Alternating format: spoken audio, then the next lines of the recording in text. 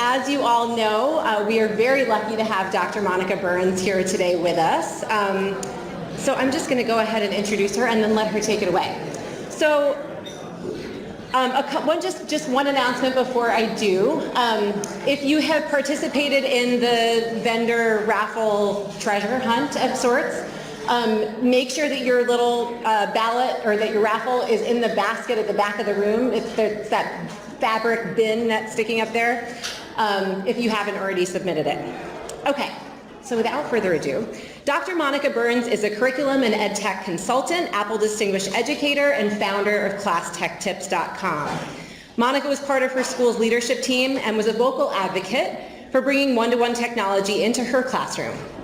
Since starting ClassTechTips.com, Monica has presented to teachers, administrators, and tech enthusiasts at numerous national and international conferences, including South by Southwest EDU, ISTE, FETC, and EduTECH. She's a webinar host for Simple K-12 and a regular contributor at Edutopia. I first saw Monica present last year at ISTE in Chicago, and when we were looking for a keynote speaker who could speak to an audience of both K-12 and higher ed, I immediately thought of her. And so I reached out cold, and thank you for writing back and saying yes. Amazingly, she said yes. So as a very small token of our appreciation and thanks, we have some swag, SUNY New Paltz and NYSCATE swag. We have a SUNY New Paltz coffee mug and umbrella, which is a rare thing, and a NYSCATE towel for you today. All of which, no matter what weather or what kind of day you're having, one of these things will help and also hopefully make you think of us. So, thank you for being here today. Truly, we're so excited to have you.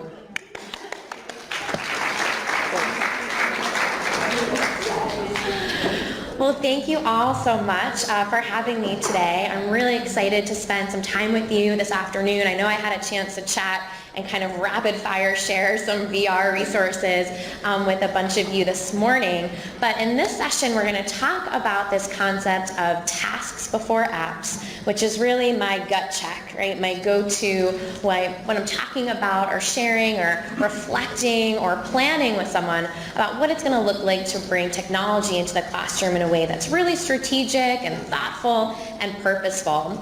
And so I will share a whole bunch of resources, including some videos and some student work products that you might want to show off to whoever it is that you're supporting day to day, whether it's students as an example of a book trailer that they can try out, or a group of fellow educators who are looking for some ideas. So if at any point, during today, I'm telling you I probably won't get to it till tomorrow morning, I'll send out an email with all sorts of things that we talk about today. So if you just head over to classtechtips.com/NYSCATE, so just a special page for us, I'll put this up at the end too, but I always like to start off with that so you know that you'll have some things to take back with you when you're thinking through what it looks like to really place tasks before apps this school year and beyond. So as I shared with some of you earlier today, I am a former New York City public school teacher. So even though I live in New Jersey now, I'm born and bred, New York. It took me a while to get that driver's license. It doesn't say New York on it anymore. So happy to be here, of course, with you all. But I share this coming from a classroom where I was using overhead projectors and chalk on my hands and chalk on the boards and chalk on my pants, right, pretty much everywhere. And within under a decade, we transitioned from a traditional public school to a magnet school. So we were able to get some federal funding right around the time that tablets were coming into classrooms, when one-to-one was something that was happening more than just a couple small pockets across the country or in different parts of the world. And so we were able to go one-to-one, in this case with iPads, and seeing this transition is really what started my journey into thinking more thoughtfully about what it looks like to be strategic with bringing in digital tools to a variety of learning environments. And so our magnet theme was environmental stewardship. So even though we had a cart of iPads in one corner of the room, which was in some ways to save paper, right, in early conversations, making an argument for the devices, we also had a bin full of worms, so we were composting in the other side of the classroom too. And I love thinking about that happening, not just physically in two different corners of our small classroom, but also in pictures side by side, because it's a great reminder for me when I'm coming back to this concept of why are we choosing this one app or this one website, because we couldn't replace those worms, right? You can't drop a banana peel into a cart of iPads and it's magically going to turn into richer soil, right? Or you can't take those apple cores from the lunchroom and bring them up, right, in the afternoon and place them in there. And it's also an opportunity for me to give a little plug. This is the actual Amazon screenshot from 2012 of purchasing 1,000 worms on Amazon, which you can still do. You can still do. I think it's still about 20 bucks, right? So if you're thinking about composting, totally go for it. Great for balancing your tech piece. Just give a heads up to whoever accepts your deliveries in your school. Don't order it over the summer. Make sure you're going to be there, right? But when it comes to these pieces of balancing the two together, you know, it really was something where we were outside, right, out and about, as outside and in the park, Central Park can be, right, if you get into all the corners where there aren't so many tourists, and going on walks and snapping pictures and talking about what was, you know, not super far from where our school was based in New York. But then also publishing iBooks, right, thinking about how students could take those informational pieces of writing that we were always doing, that we had done for years and years before the iPads had come. But now students were able to read that aloud, right? Snap a picture of their collage to go side by side within a digital space. Have that voice become a button that they could hear when they tapped on the page. And when my fifth graders were going off to middle school, different than when I was in fifth grade, right? They had to apply, go out, interview, right? Maybe they would go to their local zone school, but they had an opportunity to try different places across New York. And so for them to walk into those meetings, not just with a binder full of their stuff, you know, from the first half of the year, but also to be able to say, my work is on the iBook store, right? I'm a published author, right? Here's what we've made this year. Right? Immediately, all of these sort of wheels were spinning about audience and what kids could make and create and share out.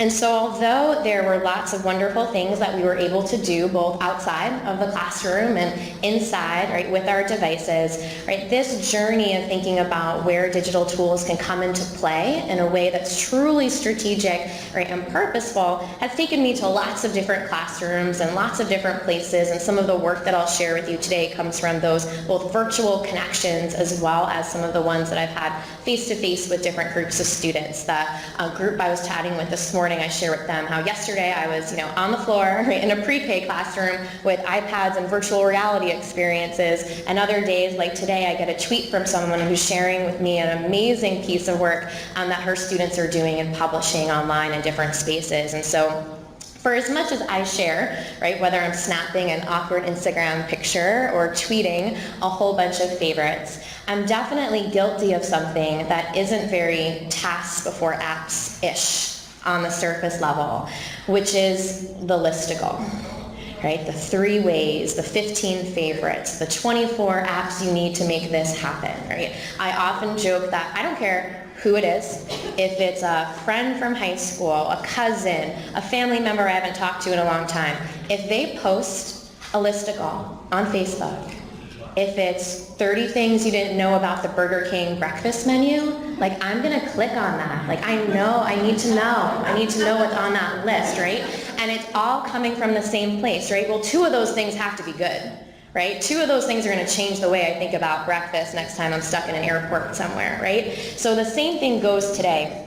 And so I love the listicles, whether I'm yelling a whole bunch of VR favorites like I was this morning in furious fashion to the group in here, or I'm sharing them on a blog, or I'm writing about them in a collection, or I'm talking about them in a podcast episode, right? There's all these wonderful, wonderful things that are out there and available for us to curate and handpick and decide what's going to be the best of the best. And that's really what it's about, right? Taking all of those lists and all of those favorites and all of those isn't that cool kind of moments of different digital resources and tools that we might come across, and moving beyond what I sometimes call that magical delivery of iPads, right? That came along and was going to disrupt and change everything as soon as we charge them up, right? To being a lot more thoughtful and strategic about what was going to go on with those devices day to day. And so this concept of tasks before apps is really about putting the learning first, zooming in to say, what is it that we really want to accomplish here? And thinking about this in a few different areas that we'll talk about in our time together this afternoon. So this idea of knowing what our learning goals are, whether you call it a teaching point or objective or a KBAD, or students will be able to, right? What is it that you're really trying to accomplish today in terms of sharing information with students, having them apply what they've learned in an authentic context? Understanding, of course, what that success criteria is. Right? How am I going to know that you've got it, that you understand?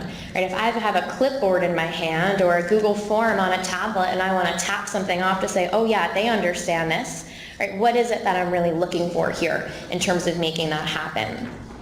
And then, of course, the audience, right? Who's going to see and celebrate with students when they create something, whether they are tweeting it out for the whole world to see, posting it on Seesaw so a family member can check in on it later in the day, plugging it into another discussion forum or a back channel they're participating in so that a friend or peer can see what it is that they're working on.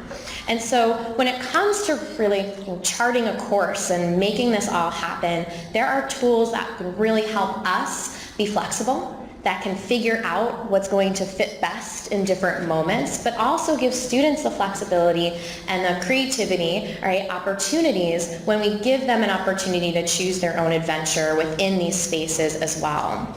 And so I want to talk a bit about this concept of open-ended tools.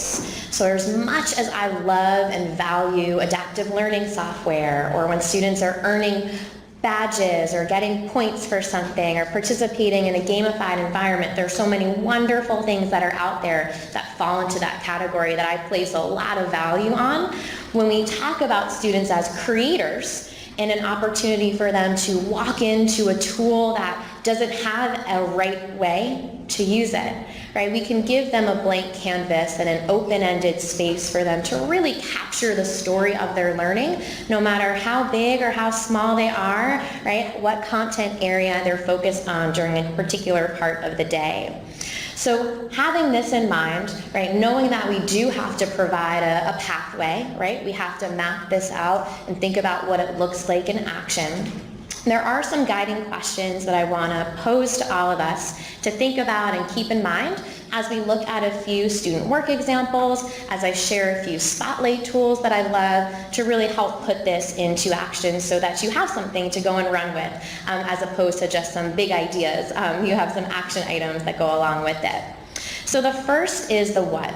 Right? What do we want students to learn? Right? Coming back to what might have been on a curriculum map that's stuck into a piece of paper that's been in a binder for years and years that may have changed a lot or may not have changed very much, right? What is that thing that we really want them to understand? And when the technology comes in, right, how is this tool going to make it different? So you might have sat in the session today talking about the SAMR model, or you might have conversations as a team about TPAC and what it means to pull all of these different pieces together to have a very rich learning experience for students. So when we are going out and saying, what is this particular piece we want students to engage with, and then how is that tool, because it has an audio feature, because there's voice to text that's going to help someone tell a story that they couldn't quite tell before, because we want them to be great digital citizens and evaluate different resources and pull them all together. So thinking about that particular tool and what features it has to leverage to make those things happen. And then who will see and celebrate with students. So not just can we throw this out into the world and hope students have some feedback or someone comes back to us, but how can we strategically make sure that we are showcasing and sharing those pieces? And when I think about these questions, right, especially that last one, and coming back to that concept of these iPads showing up and us having to make a plan on what to do with them, right? I often think back to what we had done for many years with persuasive writing. So students would go out, right? They would research, they would write those persuasive essays, right? We'd have our mini lesson to go along with a particular strategy we wanted students to try out, and then they would write it out one time, and then they'd write it out the nice time, and it would go up on a bulletin board right outside of our classroom, hopefully, right? If it's this time of year, nothing else was going back up on any of those boards, right? Because it's too soon, because we're going to pull it down pretty quick. But hopefully it would go up for at least someone to walk by, right? And see, oh, that's mine, or that's so-and-so's, or that's my sister's, or whatever might be up. So at this piece, when we think about, right, what is the technology doing here differently, if students are just typing up those essays, right, on their iPads, and maybe they're emailing them to me, and it shows up in my inbox, or now it's a folder on my desktop, or a folder in my email system, it's not very different than having a folder on my desk with all of those papers being handed in and collected in a way that might not be as efficient for me to take a peek at them, but isn't doing very much to transform a learning experience for them, besides maybe save us a little bit of time from going from one piece to the next.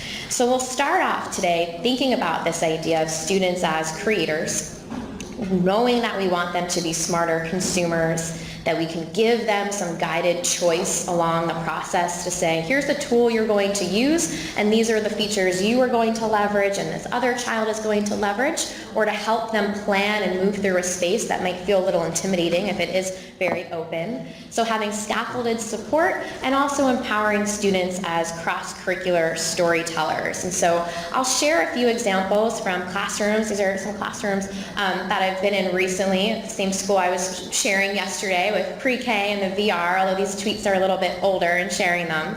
But I'll start off sharing some pieces that come from one of my go-to tools for open-ended creation. I've done some work with the folks at Spark and have a Spark book, so really excited about them. But for you, it might be iMovie or Clips or WeVideo or something else that falls into the same category.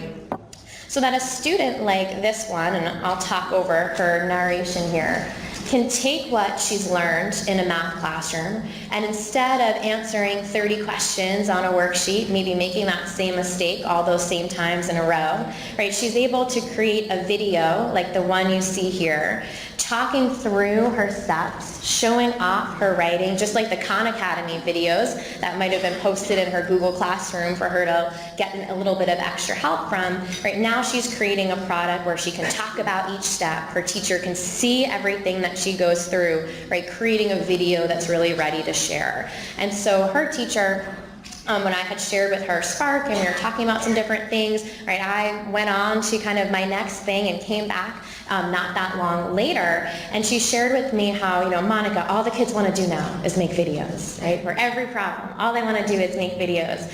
And right, our conversation kind of shifted away from that to say, right, well, how much value, right, do we get from a product like this that we get from a worksheet with the answers where I can't see the thought process, where I'm not quite sure what's going on behind the scenes, or where that same mistake is being made over and over again, right? Where is the ownership? Where is that engagement from a student to make something like that? And this next example, which I will share the audio for so you can hear a little bit of what's going on with this particular favorite, came across my social channels. I reached out to Jessie, who is Leo's teacher. You'll see Leo's book trailer in just a moment. We finally did one of those meet face-to-face after connecting online after a while at a conference not too long ago. Illustrates what it looks like when you do give students that support. You bring them through a process, but also give them a space to leverage a lot of different features to hopefully convince you to take action, which is what this video here is really about. The Hunger Games by Suzanne Collins. Setting: this book takes place on a continent once called North America, but is now called Panama. Characters: Katniss. Katniss is a intelligent, heroic teenager who is handy with a bow and arrow. Prim. Prim is Katniss's little sister. She is kind and sweet. Gale is Katniss's hunting partner. When it comes to tracking animals, he can track almost anything. Peter is a strong, young man who has always secretly had a crush on Katniss. Plot: District 12 is one out of the 12 districts that create Panama. Today is a special day. Today is called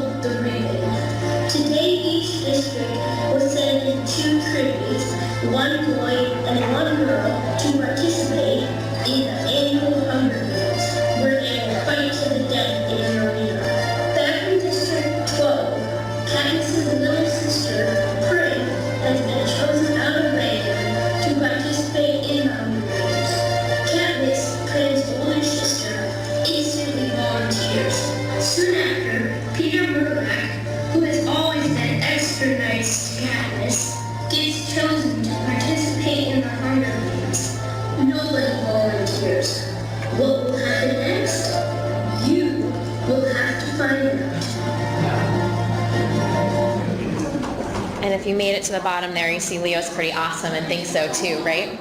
So I love this example for so many reasons, not just because I've heard the story behind it and connected with this teacher and just love the Hunger Games, right? The music gets you, the theme gets you. Go through the whole piece. I know every time I see the little candy, because Prim is sweet, right? It hits you before you even hear him, right? Use that language to describe a character.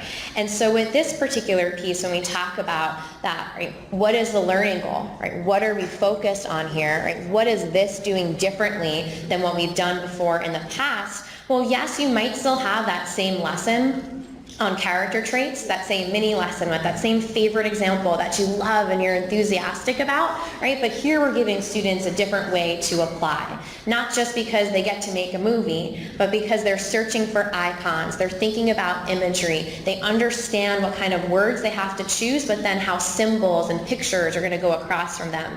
But maybe in this classroom it's more about sequence of events. Right? Can you tell a summary by moving through things in an order that's sequential and makes sense for an audience? Or are you thinking more about persuasive writing, the hook, the gotcha, right? Before I send you out to hopefully take an action based on what I've made.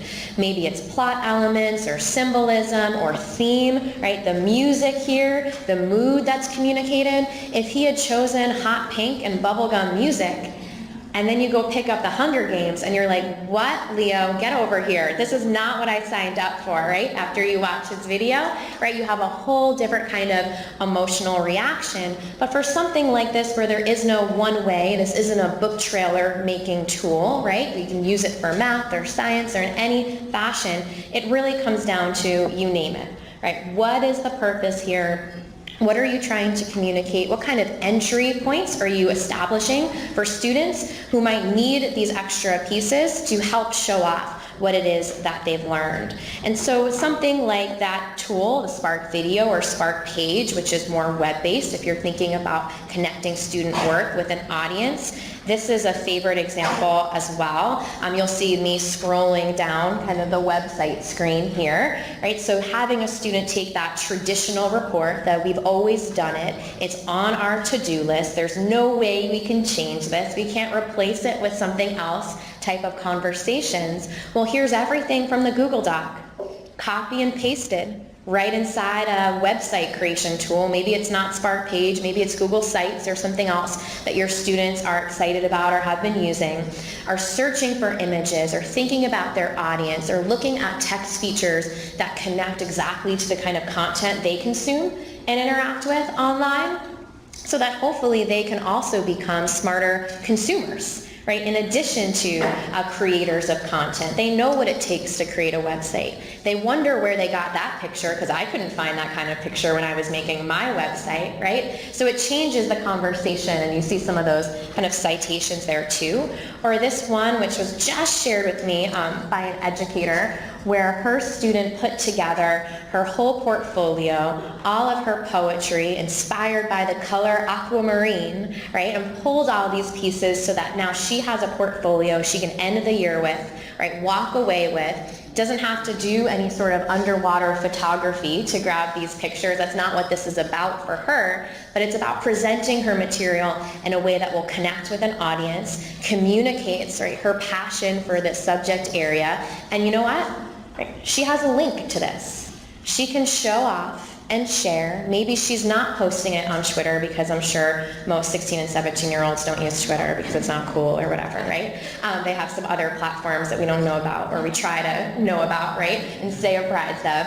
But wherever she wants to share it, whether it's putting it out into a digital portfolio, her application for a summer program or a grant she wants to participate, or a high school student in this example, right? So many ways for her to connect with her own audience, showcase what she's learned, and think a little bit deeper about all of these pieces as she's pulling together her writing to share off. And maybe it's not one of these tools, right? Maybe you're excited about the features inside of a book creation tool like Book Creator or iBooks Author, or you're using Keynote to create books, or lots of different ways. I love the features within Book Creator. They've grown a lot as a company in the past couple years, and I know and worked with their team. And this example for me is one I always love sharing, Not because I know this student and not because I know his teacher, but because I've gone down to the art room in my school a few dozen times, right, begging for that big paper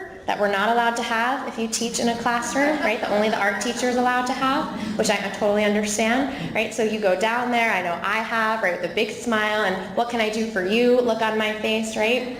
So that my students can spread out in the hallway, right, trace each other and label all the different systems of the body, right? Fight over who's going to paint the toenails what color, and I'm just really hoping they use those labels in all the right parts because I care about the systems of the body, right, in our scope and sequence, or whatever our focus may have been. So I'm going to, again, just kind of click to turn the pages here, and you'll see what Xavier has put together, right, with all of his work from diving into the system of the body, right, going through with his audio component, his hands-on, cut it out type of moments too, right, pull it together. This is where I stop turning the pages because it goes into a pretty aggressive animal dissection, which I'm down for, like in theory, watching it on a screen. I don't know if I want to lead a whole bunch of 10-year-olds doing that, right, but so everything comes together in this multimedia piece that might be shared just for a couple people to see and celebrate, or might be a lot larger than that, but is giving him a lot of ways, right? And if someone else in his class is only going to use audio, they're using the same platform.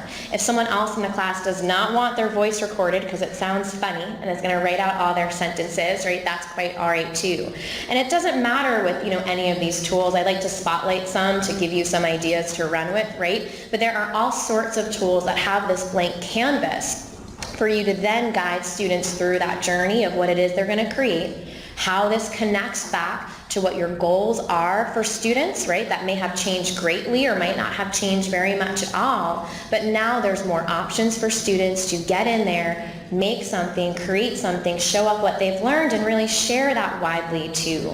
And so these type of activities for student creators, right, can be as dynamic or robust as you design and want them to be, but you might also think of leveraging tools for students and thinking about that task that goes closer to our everyday interactions with content that might be shorter, more one-off activities. When we think about students, right, and the other ways they can use technology, right, to connect with the world, to think about what's out there and available, right, one of my favorite ways to think about students using technology is as explorers as well.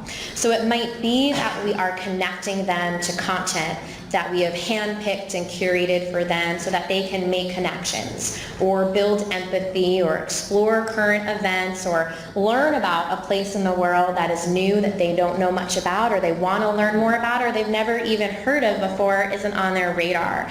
And so it might be that these are experiences where you are bringing in digital tools to connect students with text or to video or multimedia experiences. It was awesome this morning hearing about some of the new brain pop things, or new to me, I should say, brain pop pieces or Newsella or other resources. But you heard me share, those of you with me this morning, virtual reality with or without a headset.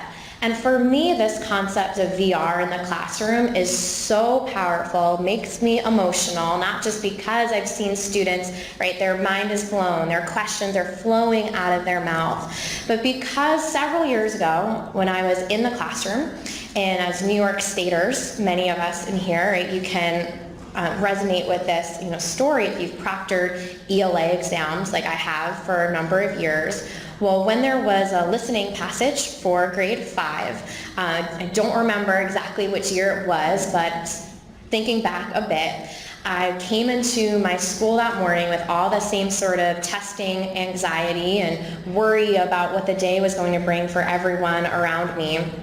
Got my packet of what it was I was supposed to distribute, what I was going to read aloud to the group that morning. And the whole passage was all about snorkeling. And I read through the passage, right, with all of my kiddos right there in front of me. And as I read through, I immediately went into that, there's a lot going on here, right, that might not be life experience for my group of students. And about halfway through the story, I realized that this wasn't about snorkeling in the Caribbean or in a magical place that some of my students might have been to that was nice and warm and clear or they'd seen on TV, but it was all about snorkeling in a lake. And when you snorkel in a lake, Your experience is a lot different because you can't see anything in front of you. So the whole character dynamic, everything happening in this short passage was just different, right? Different for me, I'm from Long Island, right? And not from upstate or from a lot of lakes going on around me, right? And for my students, some of which when we went to places up in the Bronx on field trips, it was their first time with their toes in the sand, right? So this is something where immediately for me, whenever I think back to this VR concept and virtual reality, right, it's an unbelievable opportunity that I couldn't have taken advantage of to do a, timeout in the middle of a state test. But to be able to say, how can I be more strategic before we dive into a text next time when I know what, I can anticipate what students need? And then how can I make sure that as we are thinking forward, I am connecting students to resources that are really valuable, right, for them? And so it might be something, and that's one of the reasons I love showing off, coral reefs and snorkeling and diving when it comes to using Nearpod or 360cities.net, which has all of their resources, or something like Google Arts and Culture Street Views to walk through. This is one of my favorites. This is just a screen grab of me, walking through the Grand Canyon in a way where I couldn't take students, right, to Arizona when we were talking about westward expansion, right? But here's an opportunity to connect students with high quality interactive content, right from their device, not just because it's cool, right, or flashy or fun or different, but because the vocabulary, the conversations that we can have around what you see or peek at or are unexpected to you can be really purposeful as well. And so with any of these components, right, maybe it is from a consumption perspective of watching and sitting back and thinking, or more of an interactive perspective, like you see here walking Hall of Mirrors at first sight, right? Students might take on this task of consuming and interacting with content, or you might hand over to them to capture their own journeys. So I handed over a camera, you can kind of see me in the background there, Insta360 camera to a group of students to say, let's go interview your peers here. What are they up to? To help them talk about their drawing connected to their reading. It's an after-school program I was a part of a few years ago. And they were able to get down, right, tell their story from their perspective, right, ask questions, right, inquire what someone else was up to, and then have something that, yes, there's that, I've never seen this before, this is new, this is exciting, this is different, but just the ability to shift into saying, oh yeah, I can watch that video from the Panda Sanctuary with my headset on, but I can also go behind the camera and tell my own story, right, in this medium that feels very fresh and different and new, but frankly, right, it's rooted in all the same storytelling techniques that we know we would use if we had a pencil in our hand or our fingers on a keyboard, or we were snapping pictures and pulling it together, right, for a slideshow. So whether you're thinking of students as creators, making a product for them to share off and show off to others, right? Or you're thinking of them as explorers, so handpicking and curating content for them to have deeper experiences and maybe passing over that curation to them too. We also want to make sure that our audience is something that we're thinking about for students. So is it that we're inviting in the partner class from across the district to come watch what we've made? Right? Have we reached out to an expert who's going to Skype with us so we can talk about what it is that we've learned, right, over the course of a unit of study? Are you taking a video like the literal and proportional equations ones I showed before and turning it into a QR code and putting it into a math learning space so students can scan and see something in the context of their studying that's going to help them make meaning? Are you going to grab that link and post it somewhere else? I'm not going to share this one with you today, but this is one of my favorite YouTube finds of a fantastic student product talking about everything they've learned about sea turtles. Or will you do something like this, which is an everyday moment? Now, I'm not in this picture, but I snapped this picture and sent this tweet where students in a group all together were listening to a book being read aloud to them called The Book with No Pictures.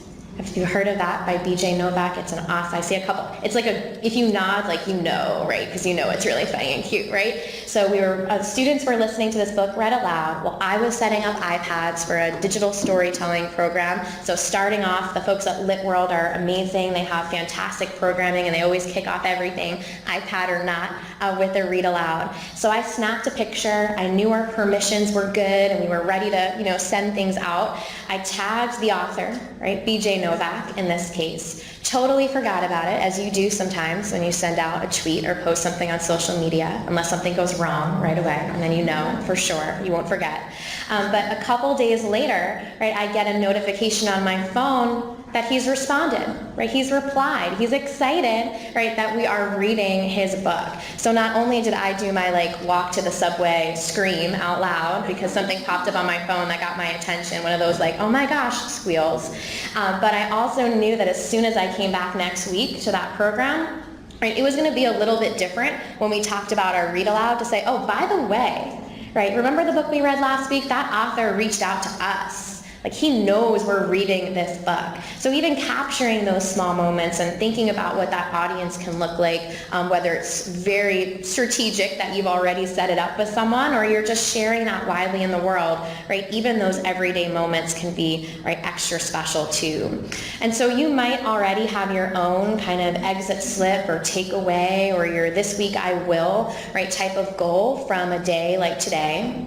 Or you might know that students that you work with and support, right, complete exits tickets or post at the end of class in a discussion forum about their commitment or their question or what they want to do moving forward, right? They might share this in a social space. They might make a graphic like one they would come across on Instagram, right, and share their learning with that component too.